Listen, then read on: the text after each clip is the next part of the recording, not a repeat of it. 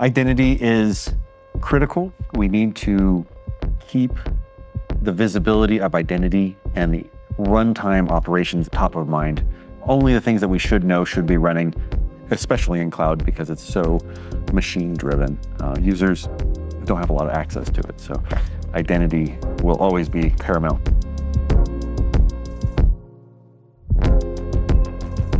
Welcome to Threat Vector, the Palo Alto Networks podcast, where we discuss pressing cybersecurity threats and resilience and uncover insights into the latest industry trends. I'm your host, David Moulton, Senior Director of Thought Leadership for Unit 42.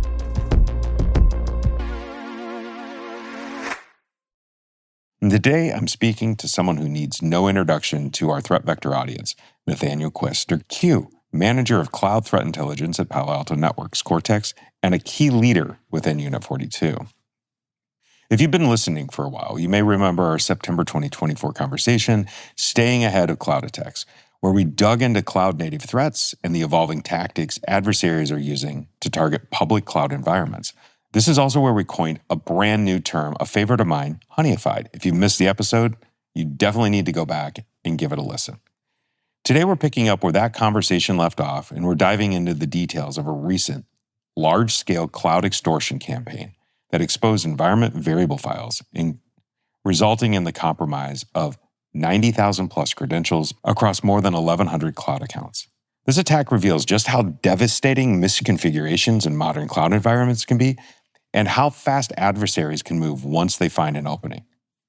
From the investigation and the takedown efforts to the defensive strategies that work, we're going to explore how posture management, runtime security, and threat intelligence can help organizations detect, prevent, and recover from threats like this one. Here's our conversation.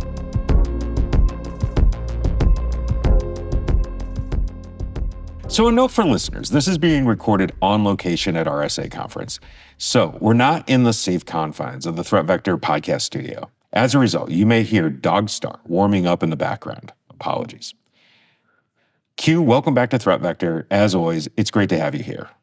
Thank you, David. I'm happy to be back on the show. Looking forward to the conversation. Last time you joined us, you introduced this concept of things being honeyfied, and I'm still not over the term. We had a great conversation back then about the honey cloud and how your team uses deception to track attacker behavior. And today we're going to pick up the thread and go deeper, especially into the research that you just presented at RSA on a massive cloud extortion campaign. I want to know, did anything in this campaign feel honeyfied, or was this an entirely different class of threat? I love these kind of abstract questions where it's like, what is honeyfied? And like, now we have to, like, I created a term and now I have to like figure out. You have to defend it. I have to like, yeah, I keep going against it saying, yeah, no, it's a real term. It works.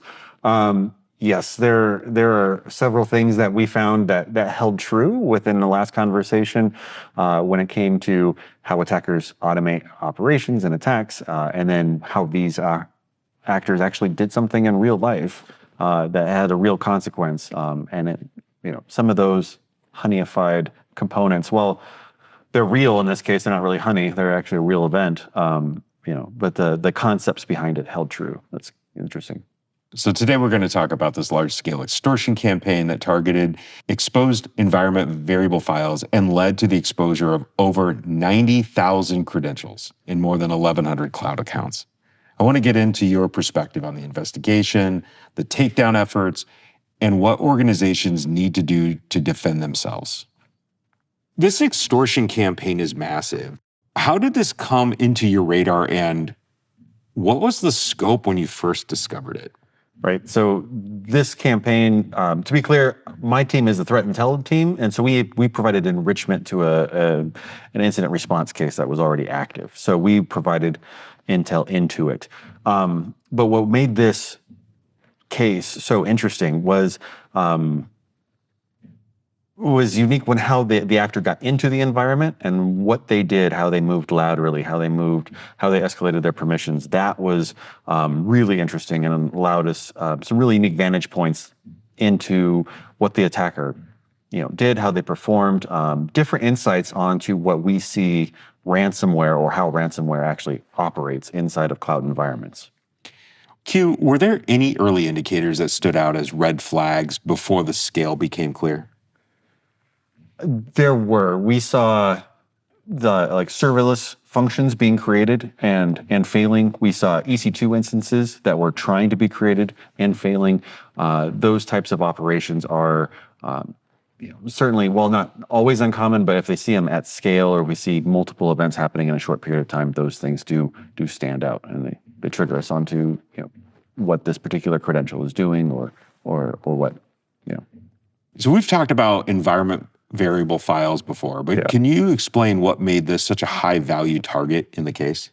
So environment variables are sets of credentials that applications will use to communicate with other apps behind cloud, right? So if you have a web instance or a web host, so let's say like a Tomcat Apache or something of that nature, and it needs to communicate to a backend database, it needs to have credentials to do that. And we don't want to have those credentials hard-coded into the application because then an attacker can see those. So you use an environment variable file to store that credential, and that credential should be not exposed publicly. And so environment variables can hold keys to databases. They can have keys to other API systems or other applications that are in an environment. So they're very sensitive files, but they allow us to keep our system more secure if our exposed environment, or if our environment variable files are not exposed. And it's that sensitivity and the access that they provided that made them such a high value target in this case? Yes, it was. I mean, the attacker simply needed to go to that IP address or to that domain and say /.env, and then they were able to access all of the environment variable files for that environment. So for the lay listener, that's the master key to the entire... Well, no, it's not quite master key level. It is what that endpoint or what that web server that you're connecting to, what it can connect to. Were these files being exposed in repositories, misconfigured services, or something else? Yeah, so this is definitely a misconfiguration. It's the application itself was misconfigured to allow exposure to this environment variable file. Q, what was the attacker's playbook once these environment variables were discovered? Yeah, so they start with discovery. You get the environment variable file, you get a credential inside of that, and you want to see what that has access to. So you want to enumerate, the users, what virtual machines you have access to, what storage containers you have access to. It's all about discovery. We want to discover, or the attacker wants to discover what they're doing and what they have access to. From there, what they're doing is they're then trying to either modify or create users. So they want to, create a user. They want to attach new policies to that user so they can, elevate their privileges or try to perform additional actions inside of the environment. These actors specifically try to laterally move into virtual machine space and create new virtual machines. They did fail on those aspects, which was great, but they were able to successfully create serverless functions, and that was a tipping function. But so it goes from the environment variable file to discovery. Once you have discovery, then you're trying to modify or escalate permissions. And then once you can modify and escalate those permissions, then you're going to try to do whatever execution process, either create new services, create new resources, serverless functions, containers, those types of operations. Can you describe how they moved from that initial access to exfiltration and then the ransomware demands? Yeah, so with their serverless functions, like I said, they did fail on creating virtual machines. And typically, so what these actors try to do is they created a virtual machine and they were going to perform a very minor crypto mining operation, crypto jacking operation. Those failed to take root. So then they created two serverless functions. One serverless function brought that cloud environment into what we found was a larger botnet operation where that victim environment then pulled down the execution code, the operations to have that victim environment then begin to scan for other exposed environment variable files for other victims and other IP addresses that they had lists for. And then their second a serverless function then allowed for the exfiltration of data from that client environment. So they got usernames, they got additional credentials that they were able to access. They were able to upload data to that environment or to the attacker's information network. So, as you mentioned before, this was part of a Unit 42 incident response effort. What does a takedown look like in a cloud environment like this? And what partners or cloud providers were involved?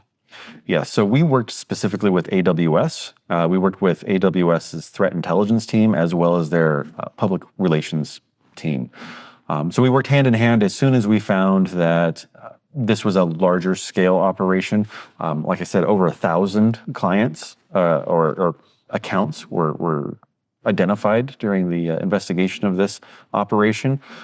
We immediately notified AWS and we got the attackers' infrastructure shut down because they were also using AWS infrastructure. And then since we as Palo Alto don't have access to who owns the accounts, but AWS knows who owns those accounts, we leaned on AWS to do the victim notification for those accounts that were compromised or potentially compromised. Did you face any challenges in coordinating a response across the cloud platforms? So within Unit 42 and in Cortex, we have been working to create a sustained operation, a sustained relationship with AWS, as well as Google Cloud threat intel teams and research teams, as well as Microsoft's Azure teams, so we can ensure that we have a strong relationship if we find these types of operations. So it's a sustained, ongoing effort that we maintain at a regular pace, regular cadence. Within this particular operation, it was a multi-month. Every week, probably 2 or 3 times a week, we were talking with AWS to say, this is what we found. Have you found anything different? And it was a coordinated operation, which was really nice to see. So several episodes ago, we talked to Wendy Whitmore about this idea of intelligence sharing and the culture and just a sort of a seismic shift in the willingness for different companies that compete on business to be willing to share an intel. Yes. I asked her what she thought drove it. She mentioned she thought that the catalyst was in and around the invasion of Ukraine. Have you seen that as well in your role? And do you think that that's one of the drivers, or is it just an overall shift in the culture? I am a huge fan of sharing. I love the idea of information sharing. I mean, we have the Cyber Threat Alliance that Palo Alto is a part of, and which is the cooperative nature of all of our competitors. We're working together to ensure that our customers are safe in a lot of various angles. From cloud to on-prem. But it takes effort and it takes work. It takes trust in each other that we're trying to do the best thing and not just trying to make money off of it. So there's it's a fine line. But I think Wendy's right that when we have global events that are very sensitive and exacerbate issues of cyber sharing and what is good for protecting people, especially when it comes from going from digital to kinetic warfare operations. It's more important now than I think it's ever been. We need to share, and we need to share more information, but more specialized and exacting information. Yeah, I think her word was contextualized so that people could action on it rather than just like a total data dump. Yeah, it's like if you're just spending, it's like, so Palo Alto, we ingest, petabytes of data, a day, which is a massive amount of information. And you can't just turn around and share all of that. I mean, you have to contextualize. You have to put, that's what my team does, is create enrichment around data. If something happens, what does it mean and how do we make it actionable in a very specific way to who needs to know. So it was interesting to go through this process and then work with cloud service providers like AWS to say, this happened. Can we stop this from happening to other people? And can we, let these other organizations know that they may have been compromised? It was very satisfying to see that. So going back to that attack, it wasn't just opportunistic. It was automated, massively automated. So how does that automation change the nature of cloud threats? So I think I love this kind of question because cloud is specifically automation. It is dynamic, right? We no longer have to worry or to stress about an on-prem data center that we have to maintain servers and bare metal systems. If we want to have an application, we don't have to take a month to stand up a server and make sure it's connected and networked properly and up to date and patched. I mean, we can have a Terraform template that you just push a button. Yeah, exactly. And it's ready to go. Yeah, so you have a Terraform template where you just push that button, and within minutes you have a whole app and infrastructure set up. That's fantastic. That's amazing. So it's good for us as dynamic, building and pushing new technologies, but threat actors like that too, because they can also just push a button and automate an attack. We've seen, and I think I may have mentioned this in the last podcast, like from detection of an identity access management credential to execution and malicious usage of that credential was 4 minutes. So this attack is similar to that attack in that it didn't take 4 minutes. It was definitely 2 days, 48 hours between the initial attack to ransomware level data exfiltrating out of that environment. So it's very interesting to see that automation is making things faster. And I want to follow up on that question with something about tools. Were there specific tools or frameworks that you've seen threat actors using to accelerate their attacks? So interestingly enough, threat actors currently are using a lot of living off the land techniques. So they are using cloud internal tools. They're using like WinSCP to assist with file transfers. They are using, Bodo 3, which is a S3 browser, in order to have essentially a UI, a user interface, so they can move data from one account to another account. And they're using tools that are legitimate and accurate that we all use, and so you're using a lot of those kind of tools. So we're in a very interesting, I don't want to say wild west sort of component, but our ability to contextualize what is happening and make that determination if it's malicious or benign. It's tricky right now, but there are definitely indicators on what to look for. Yeah, it's kind of the old analogy of the sheep. It's the old analogy of the wolf in sheep's clothing, right? It looks right and it's supposed to be there, but underneath something isn't right. Well, exactly. If you're seeing this identity access management credential being used or a service account that is being used, but it's being used from a different country or a different region or something of that nature, it's definitely very suspicious. Like service accounts are very a key factor in a lot of our investigations, because it's a service account is supposed to be used by a machine. And if it's being used to perform code execution and a remote code execution, that's probably not what it's designed to do. So it gives us a trigger, right? A key to look into that. You've emphasized the importance of cloud posture and runtime security. What does good posture look like when defending against a campaign like this? So I want to be very clear that I kind of sense that there is I don't want to say a battle between cloud posture security, and then runtime security. Both of them are critical, but it's not one or the other. You have to have good posture in order to move into good runtime. So I like to equate cloud posture is like the foundation of a house. You want to build a house directly onto the dirt. You need to have a solid foundation that can withstand water and wind and hail and tornadoes and all of these things. That's what makes the house more solid, more secure, is a solid foundation. Cloud posture is that same idea. We need to ensure that the systems that are being built into your cloud are free of misconfigurations. They're not exposed directly to the internet if they don't have to be. They don't have hard-coded credentials built into them. Our data, so DSM capabilities, being able to secure the data flow from our storage containers, ensure that only those components or those applications that need to access that data is allowed to access that data. So posture is ensuring that the wheels run smoothly and that they're running accurately and truly to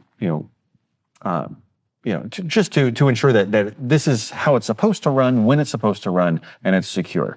And then runtime comes in after that, is after it's built. If it ever changes in some way, then runtime security comes in and says, oh, this changed here, this changed here, this changed here. So, in your research, you've mentioned identity and access management as a critical weakness. What are the most common IAM missteps that we're seeing right now? Yes, to me, identity is the perimeter of cloud. To me, identity will always be the major goal of protection and security in cloud environments.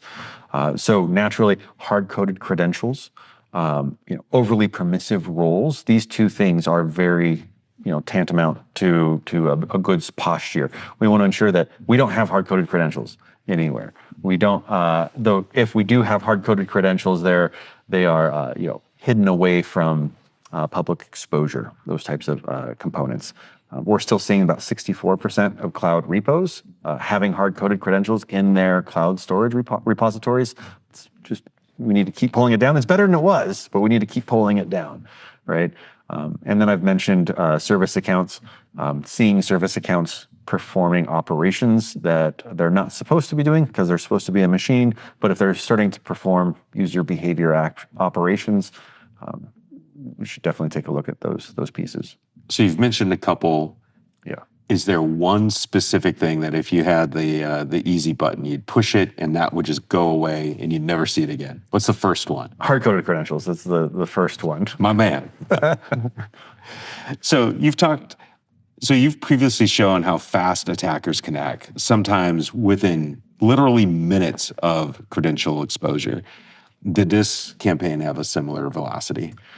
It is. It was not minutes. It wasn't 4 minutes. It was more like 48 hours. But that's it's really fast. It's really fast, right? Exactly. So one thing that was interesting is we're seeing within cloud, we're seeing attackers use automation to perform that discovery phase, the lateral movement and the escalation operations. Those are very automated functionality.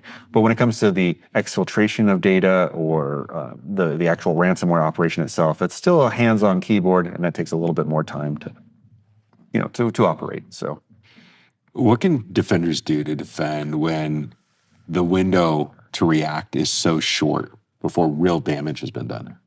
That secure posture from the very beginning. Ensure that they are free of vulnerabilities, they're free of misconfigurations, to ensure that we have service accounts that are not exposed publicly. If they are exposed publicly, alerts happen. We need to ensure that we start from a good, solid base to begin with. The next thing that we need to do is ensure we have visibility into those cloud systems to ensure that if something were to happen, we can at least see it, notify it, and hopefully prevent it before something goes sideways.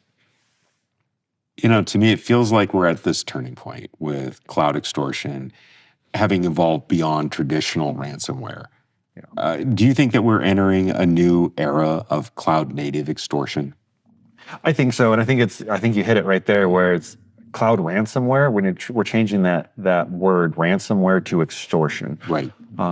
In the past, and I think probably for the past 4 or 5 years, we've seen a lot of theoretical attacks on cloud environments. Like, this is what a ransomware attack will look like, or could look like, and it followed very similar patterns to what ransomware attacks occur on on-prem environments, where it's a series of encryptions over and over and over and over and over again against thousands of files within whatever storage container.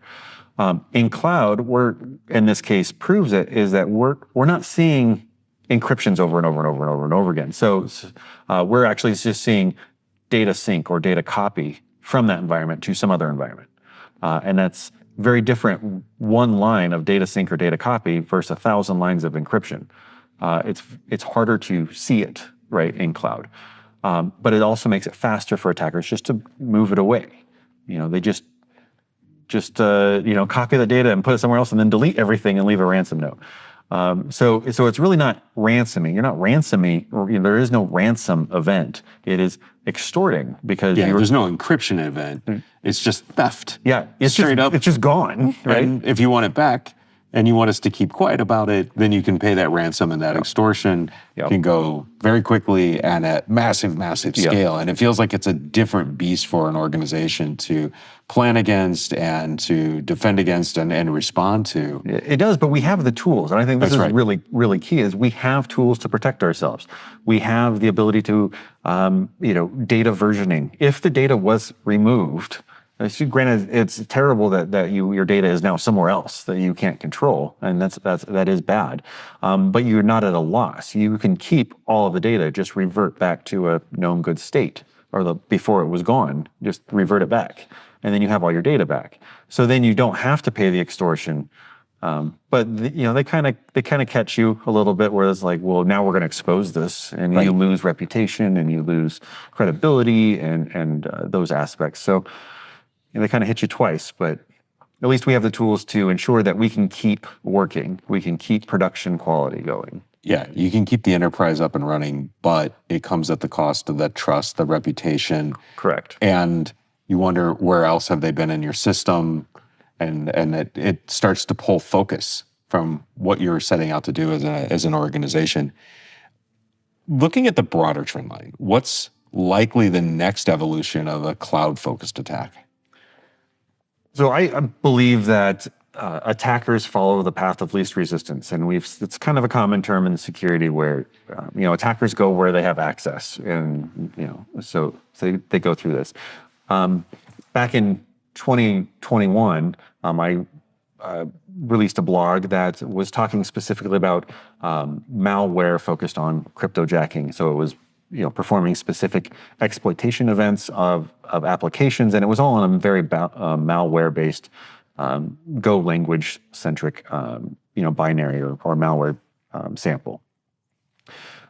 And I think that we're going to start to see that more. I think currently, right now, is actors they don't have to create a whole bunch of malware in order to break or compromise the system. They can just go find an identity access management credential and script something really quickly, and now they have access, and they've escalated their privileges, and off they go. As attackers start realizing that us defenders are closing down the avenues, and we're making our systems more secure by having better posture, and we're narrowing the scope of the access that this particular account may have, or we're doing our jobs.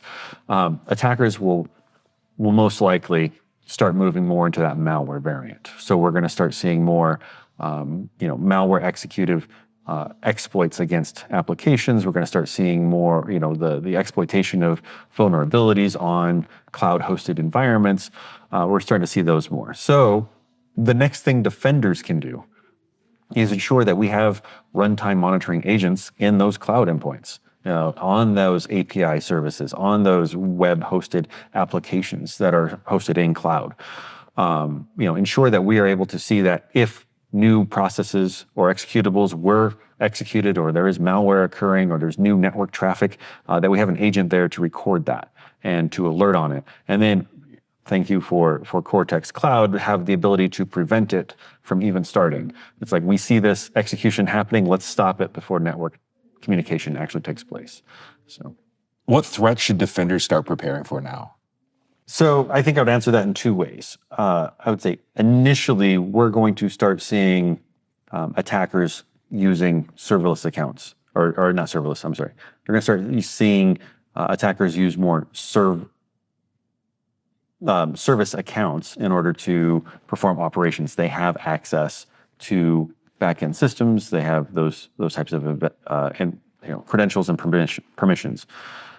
Then we're going to start seeing, once access is narrowed and as defenders are making that attack surface harder, more secure, then we're going to start seeing attackers move more into targeting vulnerable applications hosted in cloud. So we're going to start seeing more malware. We're going to start seeing more,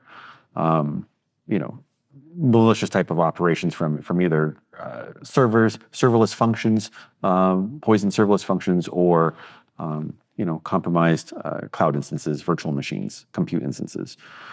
So we as defenders need to start ensuring that we have visibility into our public endpoints to ensure that whatever API server or web hosting application and the compute system that it's running on, being that serverless or a virtual machine, is monitored, and that its execution capability, its runtime executions are properly monitored to ensure that we have visibility and then we can prevent things before they get too far.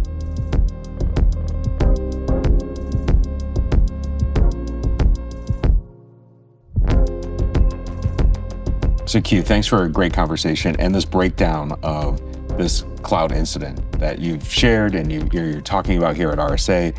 I always look forward to our conversations. I think I've told you this, but one of my favorite things about being a podcast host here at Palo Alto is I get to learn from people that are world-class, incredibly smart. And once again, I think I got more out of this podcast than you as a guest. So I hope you're okay with it, and I can't wait to have you back on again. David, I love being on podcasts with you. I like your professionalism and how these podcasts just move and they work. I like how it's organized, so I will keep coming back. I love having these conversations. Great questions. Well, that's it for today. If you like what you've heard, please subscribe wherever you listen and leave us a review on Apple Podcasts or Spotify. Those reviews and your feedback really do help me understand what you want to hear about. If you want to reach out to me directly, email me at threatvector@paloaltonetworks.com. I want to thank our executive producer, Michael Heller, our content and production teams, which include Kenny Miller, Joe Benacourt, and Virginia Tran. Elliot Peltzman edits the show and mixes the audio. We'll be back next week. Until then, stay secure, stay vigilant. Goodbye for now.